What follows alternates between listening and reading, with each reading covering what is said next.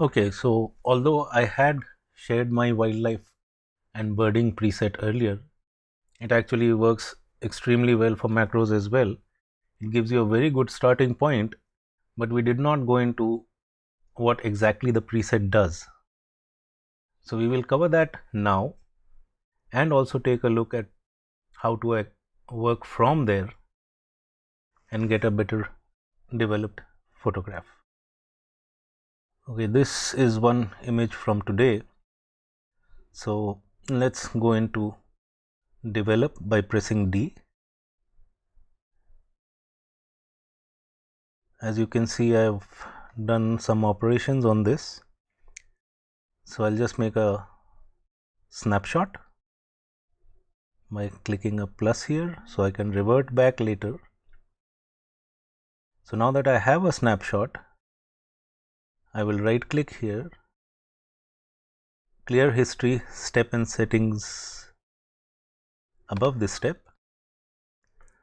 So this is the raw file imported with the preset. Now I will do a reset on this photograph to remove the preset, and that is Command Shift R. You can also access that through the menu. And then we right click on the reset settings and copy this to the before. What this will allow us is to go into the before and after mode, which you can click and toggle, and then drag the image around in zoom or otherwise to see the difference. So this is the before, this is the after. There's nothing processed right now. So what the preset does, but before we get into that, if you notice, my panels are different from the earlier videos. So what I've done is right click, customize the panels, and I keep the panels that I frequently use on top. So I have the basic, the tone curve, the detail, HSL, calibration, lens correction, transform, effects and split toning I rarely use. So that's my order. So on an image, the first thing I do is to go into lens correction, and if we're cropping behind, we need to check this. Defringe is important and we'll get into that.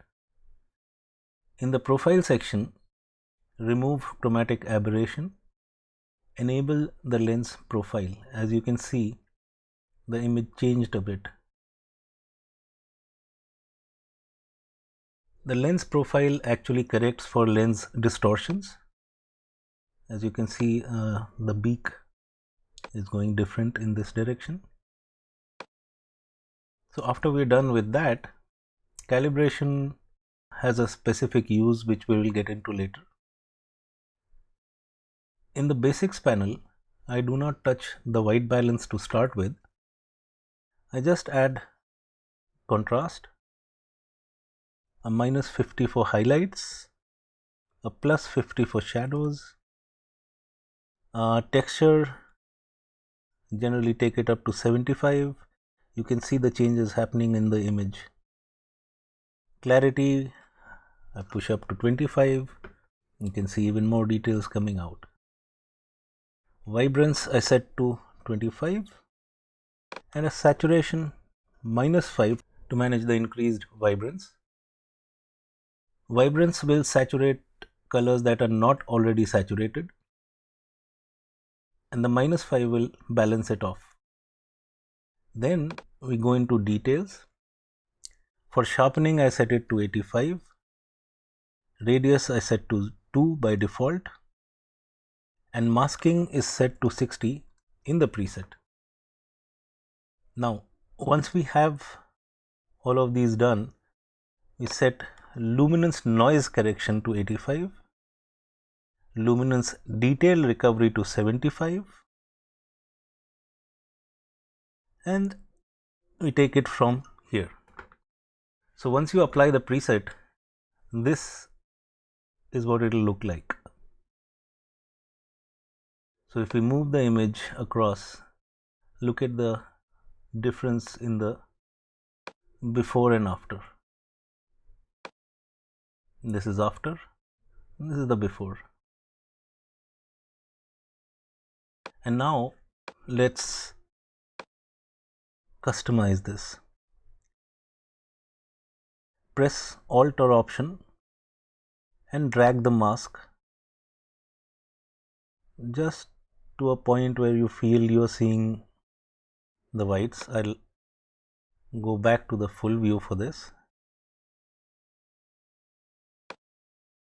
and zoom out so we get a better idea.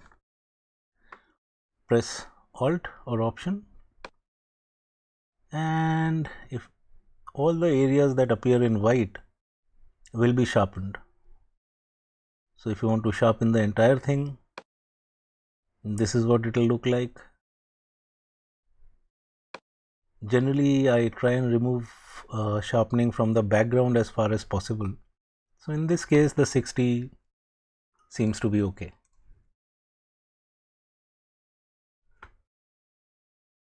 In case the image is sharp and not really high ISO, we can recover some more details in this panel. We go back into before and after, so you can see the difference. In fact, you can move this here as well. The luminance noise correction is this part. You can see it's been smoothed out on the right. Generally put the detail to very near the noise removal so we don't lose any details. And if you want to recover some, you can always push this up. Normally you would not need to touch these. For higher ISO shots, you could try setting color noise reduction to about 50 or higher. And then of course the most important part, the basics. So the first thing is we have color profiles here, and since I did not apply the preset, I manually did the rest. This remains to the default of Adobe Color. You can click on that and browse, or simply click on this grid. So we have some Adobe profiles and some camera matching. Generally I keep it, and the preset will also do the same, to camera neutral. You can select the best profile you feel you have for an image. You can see the changes. Flat is a relatively new profile for the Nikons, and if you're really going to process a lot of your images, flat might be a better option. You can see the difference between the neutral and the flat. The flat has more details, but we'll stick to neutral for this image for now. The next thing is the white balance, and this is perhaps one of the most important settings. What white balance means is essentially the overall range where your whites look like whites and the blacks look like actual blacks. For example, this is what the camera sees. Now if you take it down, you can see the change. It's becoming cooler. If you take it up, it becomes warmer. You have presets if you are shooting raw. Auto means Lightroom will try and correct that, but it's got a tint of 30, which is totally incorrect. Daylight again is way too warm for this one. Cloudy becomes warmer. If you use a flash, it's again daylight. So in this case, let's say as shot, zoom in. Seems to have a marginal purple here. So instead of the 5, I'll do a 2. And maybe just marginally push the temperature up. Basically, it's eyeballing on your screen as to how it should be in normal light. So for now, we'll just double click and remove the contrast. In generally, if you're shooting in good light, highlights can generally go down, shadows can be pulled up. Now the whites and blacks, you can press the shift key, double click on the label, and Lightroom will automatically try and determine the white point for this image. The same applies to black. Shift, double click. Of course, this is only what Lightroom thinks it should be, which may or may not be correct. For example, here I would probably want it slightly lower, and since we have a black clipping already and this is a black subject, so I'll probably leave it there. Then I would like to recover some shadows from here. So we have a couple of options here. We can use a linear curve here, or this variation where we can simply select from these. I prefer using the plain one and just drag up from the bottom, which is the shadows. As you can see, most of our details are in the shadows. Maybe just about there. Details we've already done. So that's essentially what it will look like in this case. And then of course, this is something I would do first. Crop, R is the shortcut. I press a X and another X to revert that, and then adjust. So somewhere around that for this image seems to be fine. Let's try this on another image just to make sure we got the point. Okay, so now we'll try developing this particular image. This is a purple sunbird, a male. These are very tiny ones and obviously very beautiful to look at. The colors are great, but I would firstly apply the preset. This is the change, and before I set the white balance,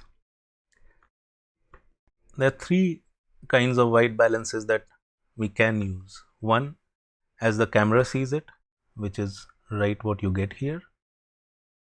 Second is as the subject would appear in normal light. And the third is creative, where you would change the white balance to present the subject as you would want others to see it. A typical case of the third type is landscapes, where you would actually raise the temperature to get a more orangey yellowish look. So the white balance is also important for raw files, because whenever you reset the white balance, raw data is reprocessed and the colors are shifted accordingly. The entire image is recreated. So I'll do a R, X, X for my standard start. So let's see. The one thing that I already know from experience, that the 14 tint is a bit too high. But before we get into that, I'll just pick up the white balance picker, click somewhere here. So Lightroom adjusts the white balance according to this particular point. I press a W to pick up the picker again. I try it here. So we get something like this, and this I think is more accurate. So let's take a closer look. Does it seem to be, yeah, I'm okay with that. So we'll just cut down on the contrast for now. Highlights we'll just pull down. Because this is a dark subject and the sun is on the back, I'll totally increase the shadows to get as much detail as I can here. The same as before, shift, double click, shift, double click, and then adjust. Now if you click on these, any of these, or press J, the shortcut, you will see that the blacks are being clipped here and some reds here, which is the highlight clipping. So let's say I make this -5. Since this is a dark subject, I do not want much here. We are clipping some, so let's reduce this further. Somewhere around there, that seems good. Clarity is essentially adding more contrast on a slightly higher level than the texture. So let's just push this up. We see the blacks coming back. We can go into the tone curve, just marginally push up the shadows. Maybe bring down the highlight side. Then we go into detail. Masking first. Oops, there's a lot of white, so we just pull this down a bit. Keep the Alt key pressed, Alt or Option. So that seems good, and since this is a reasonably sharp image, we can bump up the details to get some detail back here and some detail back here.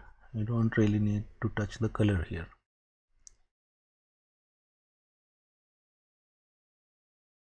So that seems good.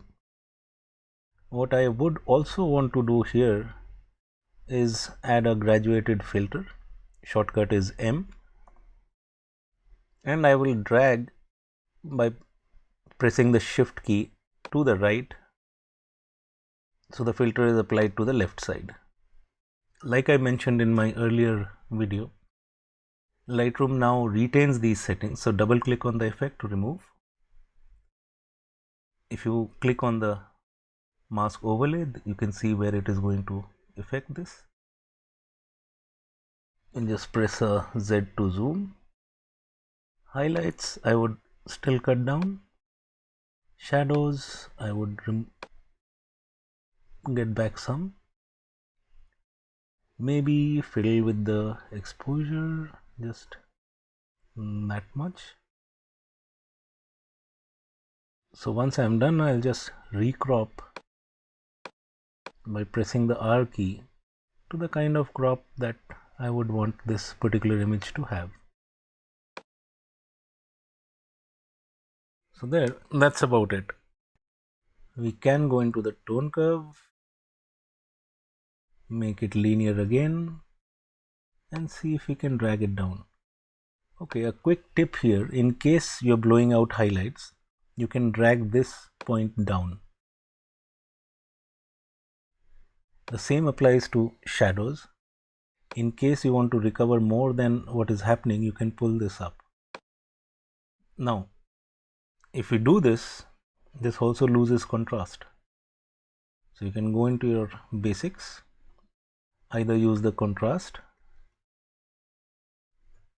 or increase one of these to get the contrast back.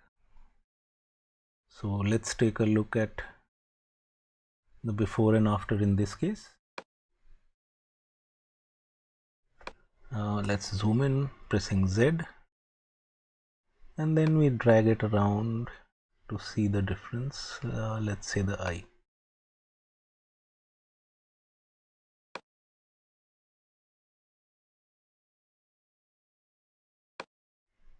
Before we were blowing out some here, you could see the reds. Now we are okay. Let's look at the body. It was fairly dark, not much of detail. We pulled some of that back. Press a Z to zoom out again, back into our normal view, and that's about it. But this is not the end. There is more, and we will get into that, but something that we've already done earlier. Now this image, it's a good sharp image, the subject is beautiful, but these distractions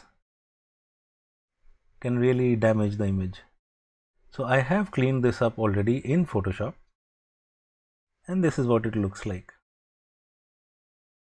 We already know how to do this, but we will do some more examples later. Before we finish this one, I have pulled in some older images to demonstrate what we call the chromatic aberration or fringing. I'll just reset this. So as you can see, you have a whole lot of fringing in the purple, and sometimes it might be in the green, but it is there. Now what happens is, when you go into the lens correction, enable profile correction, remove chromatic aberration, but this does not go away. For that, you can go into manual, pick up this defringe picker, go to the color and click on that, and you will need to experiment. Now this seems to be a lot better. You can also manually adjust for some of these. So you can put the picker back, and let's take a look at the before and after. Let's zoom in. This is what we had, and this is how it's cleared out. Zoom back out, back into a loop. Okay, reset this. We have a similar problem here. What we can do is increase the zoom so we can see it better. Now this butterfly has a similar fringing here. All the high contrast areas, generally if you're shooting against the light, or it's too bright, or if the lens is somehow not really up to the mark. So here we do the same thing. Of course, we can obviously apply the profile, so all this gets enabled by default, but the fringing remains. In fact, it gets even brighter. So pick up the defringe tool, go on to the colors and click. That's it. In some cases, it might be almost impossible to remove the entire fringing. And in some cases, like let's say here, we pull just this out a bit and see if it, yes, it does do a better job. You can see this is also gone. If I bring it back, so this is in the purple range, this is in the green range. So in case you're getting fringing, whether you're shooting in high contrast or similar circumstances, this is the manual way of correcting the fringe. Hopefully that will help in a lot of those images. Just to get to the white balance again, like I mentioned landscape, this is a cloudscape. Let's switch off this. As you can see, it, the white balance can totally transform and change the image. So feel free to experiment. Choose the settings that look best to you, because this is purely a subjective subject.